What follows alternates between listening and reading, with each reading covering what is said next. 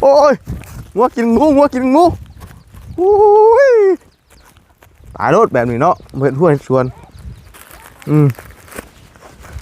ครับโอ้เพราะว่าปลูกแล้วมันมีหัวเนาะหัวแบบขวางเอาแบบนี้เชียวเอาตายคักแบบนี้เนาะแดนไรแต่งัว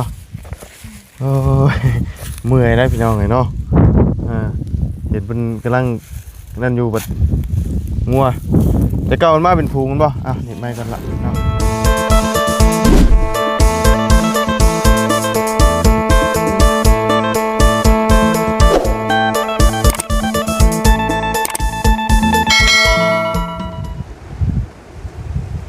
ลมมันนี่เนาะ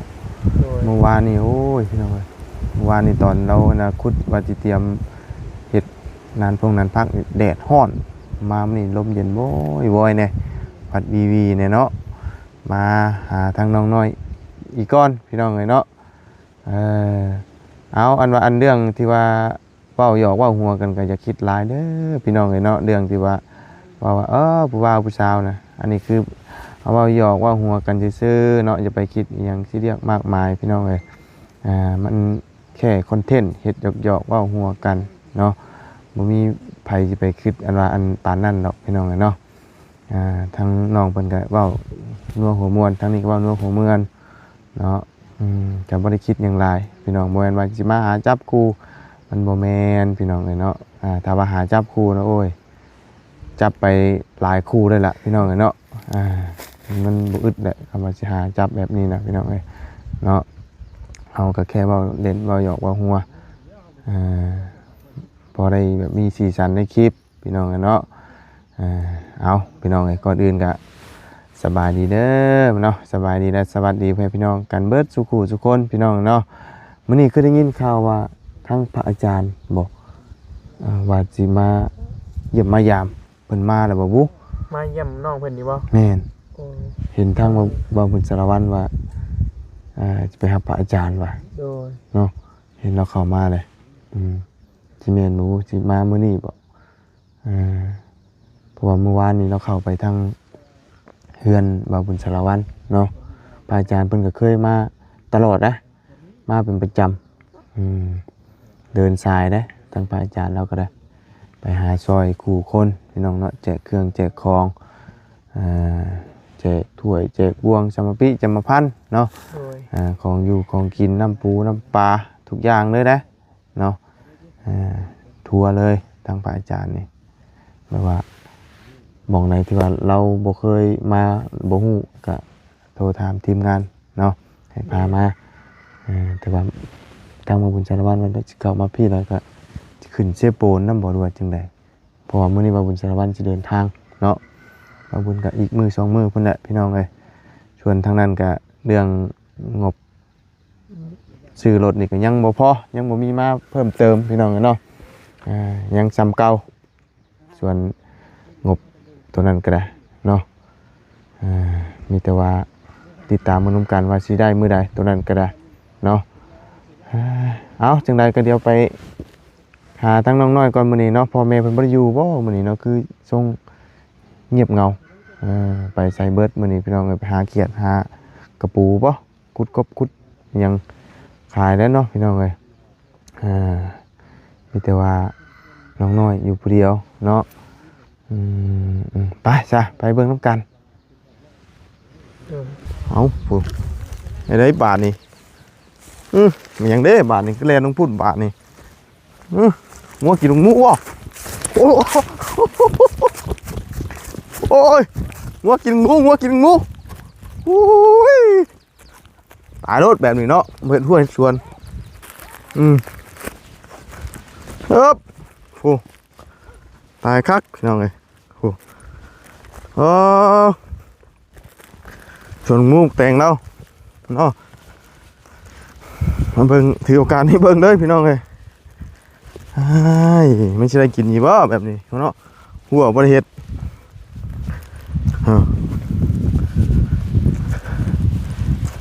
เพราะว่าปลูกแล้วมันมีหัวเนาะหัวแบบ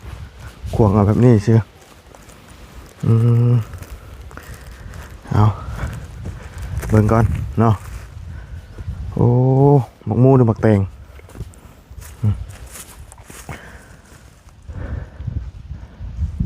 เพิ่นก็ปลูกแบบห่างๆเนาะโอ้ปลูกบ่ได้ที่พี่น้องเอ้ยเพราะว่าเผื่อลามเครือลามเนาะสองให้หมักมูบ่ก็หมักแตงบ่หมักมูหมักแตงใช้เหมือนกันได้บ่เดี๋ยวว่าหมักมูอย่างเดียวเนาะโอ้สิบ่แล่นไล่เบิดมื้อติฮะโอ้ตายแบบนี้เนาะ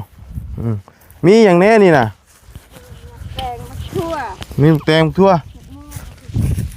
ตัวได้บางมูคือบ่งามแท้สิใส่ข้างมันอยู่บ่นี่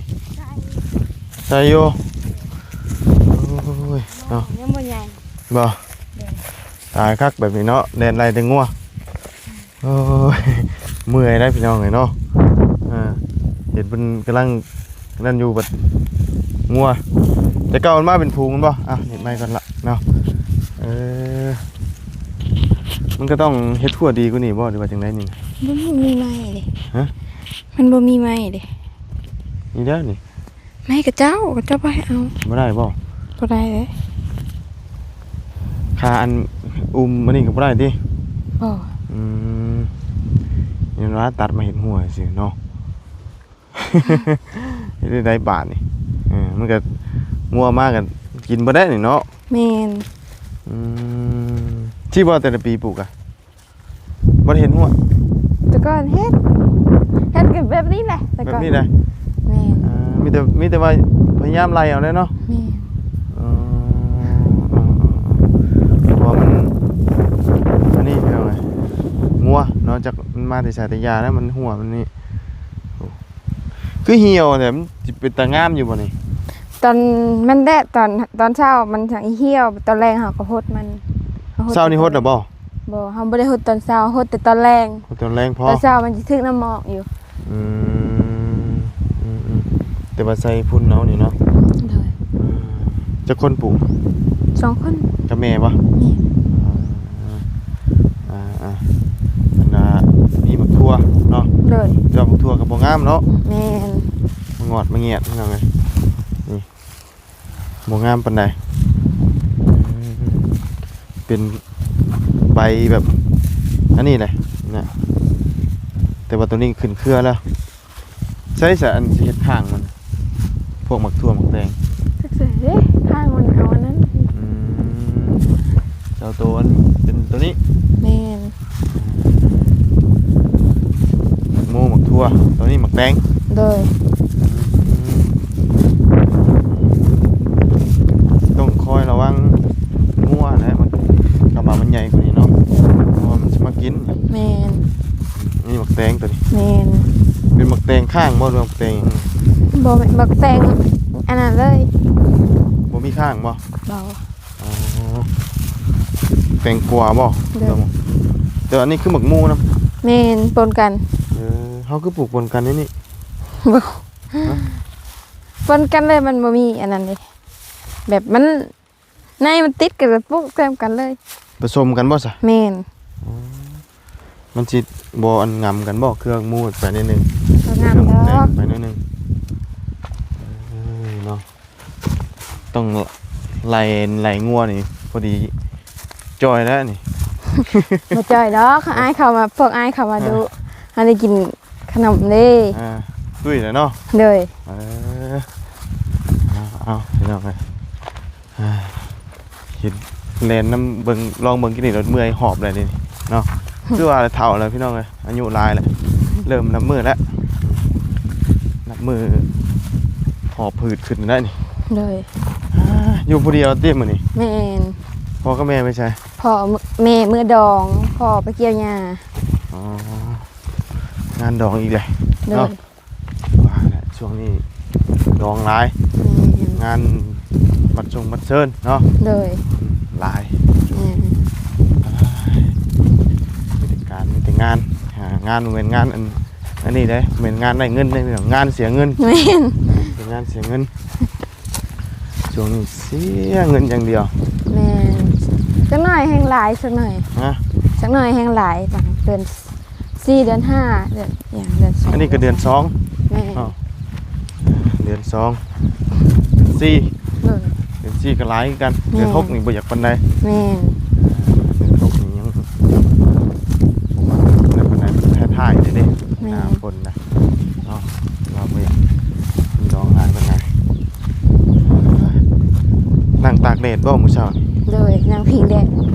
หนาวเนาะ เลย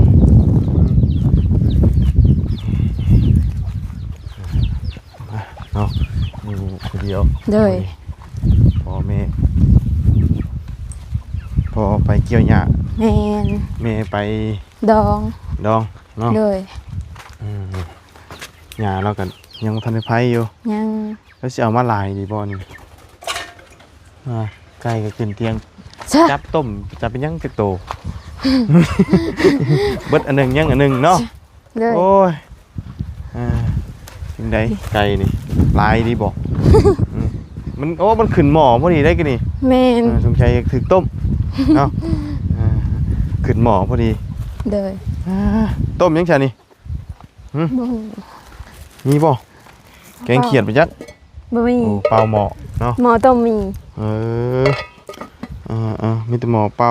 เลย เนาะบ่มีหยังเลยมื้อนี้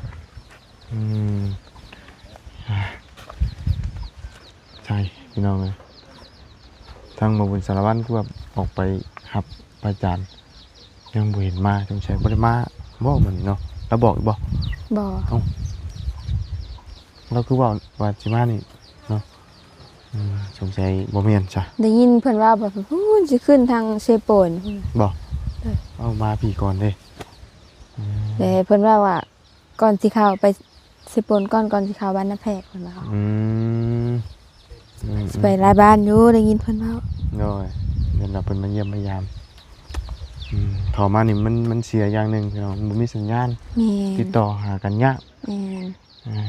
มันยากแน่นี่เรื่องสัญญาณอินเทอร์เน็ตเฮา แม่น ติดต่อหากันโทรหากันมันยากมันบ่คืออยู่แถวในเมือง แม่น ไปแถวเขตชนบทแห้งกระติกไปแถวเซโปนนะขึ้นภูเขาในนึงน้ำแล้วรถบางบ้านนี่คือสัญญาณโทรศัพท์นี่คือยังบ่มีเลยแบบบ่มีเลยไฟฟ้าก็บ่มีเลย เลย บ้านที่ว่าไปมาวัง 2-3 มื้อนี่ผ่านมานี่ก็ได้ เลย ไฟฟ้าบ่มีเลยโทรศัพท์เล่นบ่ได้เลย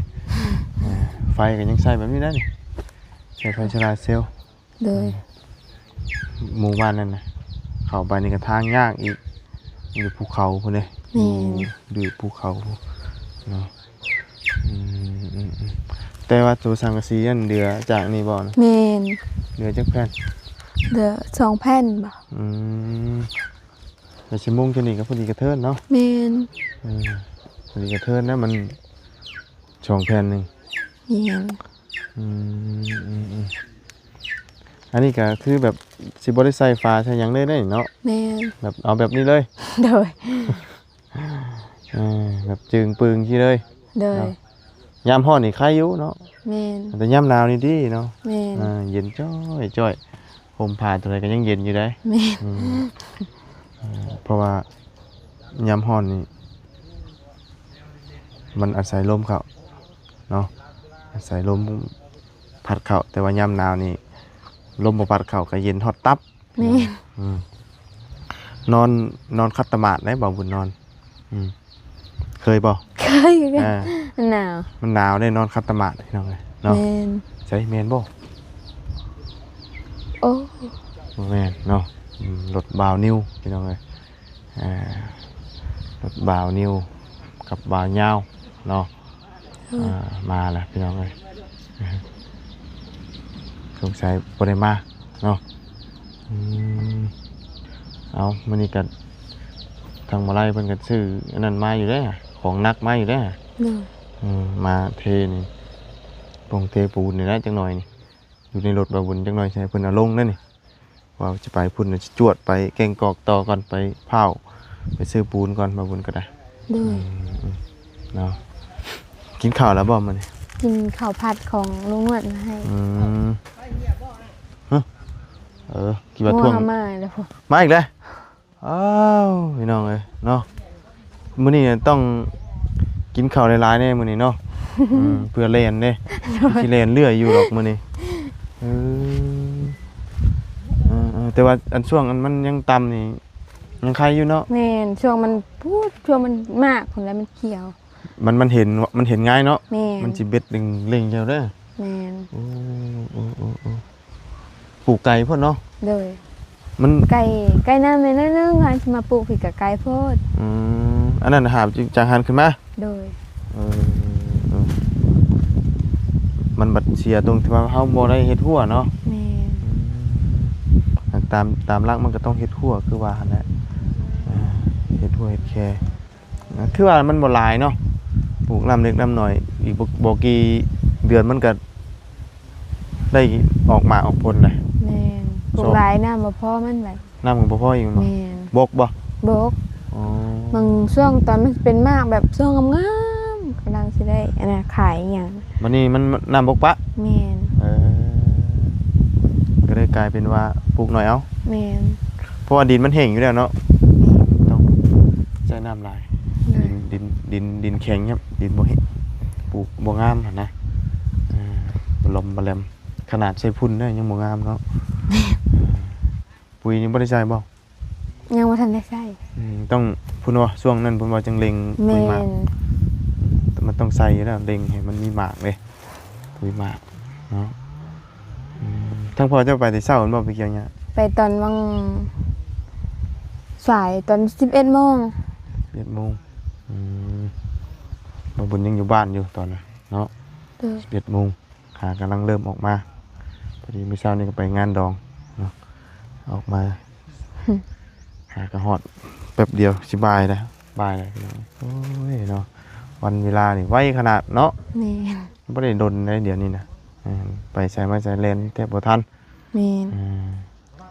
คำไวมืดไวยามนี่มันสิมืดไวยามหนาวนี่ แม่น มันคือยามไอ้ว่ายามหน้าบ่ เด้อ นานมืดเนาะยามนี้นี่โอ้ยแป๊บเดียวหมักชรามีบ่ นี่ ชราใหญ่บ่ บ่ใหญ่บ่ใหญ่หรอก อ๋อชุกบ่ทัน แม่น กินก่อน แม่น มันบ่มีหมากเนาะ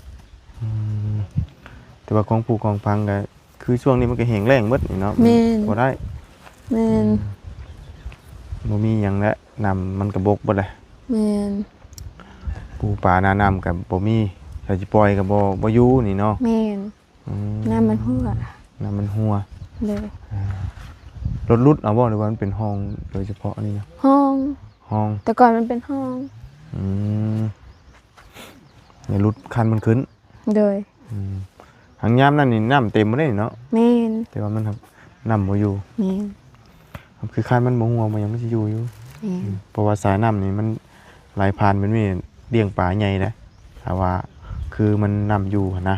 เลย อยู่กับฮอดเดือน5เดือน6นะยังอ่ะ